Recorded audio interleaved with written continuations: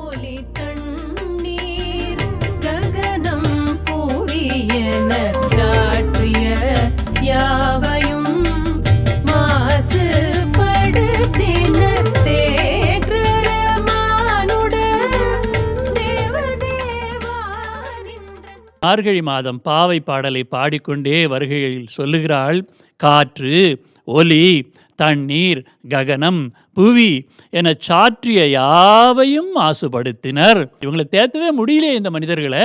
பகவானை கூப்பிடுறா, இப்போ நீ தான் காப்பாற்றணும், வேற யாரால காப்பாற்ற முடியும்? தேவதேவா, பகவானே நீ மாற்றி இதையெல்லாம் மாத்து, போற்றுவதற்கும் அருமையான அரிதான அத்தகைய தூய்மையை இந்த உலகத்தில் கொண்டு வர செய்யணும்.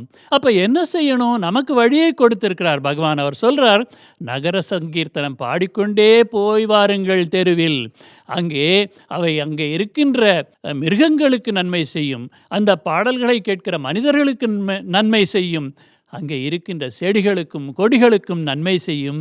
அதோடு மட்டுமல்ல, சுவாமி சொல்லியிருக்கிறார், அது ஆன்டிபயாட்டிக் என்று இந்த சூழலையே தூய்மை செய்யும்.